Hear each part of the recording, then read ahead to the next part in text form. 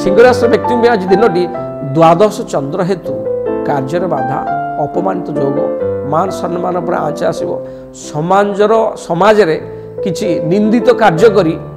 निंदित हो पारती से आप सतर्क रहा जरूरी कौन सी मिथ्या प्रतिश्रुति क्या दिंतु ना जरूरी कागज पत्र अर्थ अलंकार को भल भाव रखु चोरी हो संभावना अच्छी वृथा भ्रमण करूँ ना काम नथिले हठात बाहर जातु ना जानवाहन भित्तिक दुर्घटना घटी पारे प्राय सिंह राशि व्यक्ति आज दिनटी सतटी शुभफल दब ना प्रतिकार स्वरूप भगवान भुवन भास्कर सूर्यनारायण को जल अर्घ्य तर्पण करंतु देखिए जहाँ भी रिष्ट अच्छी भगवान सूर्यनारायण अपार करुणारू सब रिष्ट खंडन आज दिन बहुत भलरे घटो आस देखा कन्या राशि कन्या राशि व्यक्ति चंद्रमा गोचर एकादश स्थान बहुत शुभफल प्रदान करेंगे जहाँ इच्छा मन सब पूर्ण हम आय भाव बढ़ परिवार शांति बजाय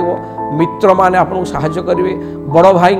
साहाय्य सहानुभूति आपण निजर उन्नतिर रास्ता को आहरी आगू ने किसी शुभ समाचार आपण कर्णगोचर हो पारे जो समाचार जहाँ शुणापी आप बहुत दिन आगु प्रतीक्षा करते आज से खबर आज आप पाइबे पुणी सुखबर मिले जोटा आप सपक्ष मित्र एवं स्त्री द्वारा विपुल अर्थ इनकम रास्ता खोल असुविधा किसी आज ना कन्या राशि व्यक्ति विशेष किंतु आज कन्या राशि व्यक्ति विशेष इनकम बा आय हेले पैसा को जगी रखी खर्च करवा आपण बहुत भल प्रतिकार स्वरूप आज आपण भगवान गणेश पाखे किसी दुर्वा अर्पण करूँ गणेश चालीसा पाठ करूँ जहाँ भी रिष्ट सब खंडन स्वफल निश्चय पाइबे आस देखिए तुला राशि व्यक्ति आज दिनटी कर्म क्षेत्र में पूरा दिन कटो आप आज कर्म व्यस्त रे कर्म क्षेत्र में प्रशंसित हे स्वास्थ्य भल सरकार पुरस्कृत हे सबू कार्य सफलता पाइबे मान सम्मान बढ़ आज दिन बहुत सुखर कटो असुविधा किसी ना प्रतिकार स्वरूप आपण आज सकाल उठी सूर्य प्राणायाम करूँ व्यायाम करूँ देह मन शांत शरीर निरोग रहा भी रिष्ट सब खंडन हम स्वफल निश्चय पाइबे आस देखिए विचार आसे विचारास व्यक्ति आज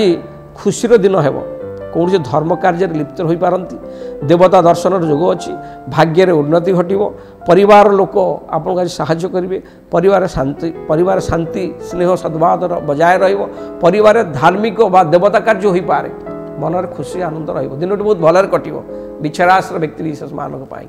तथापि दिनटी आहरी सरस सुंदर करने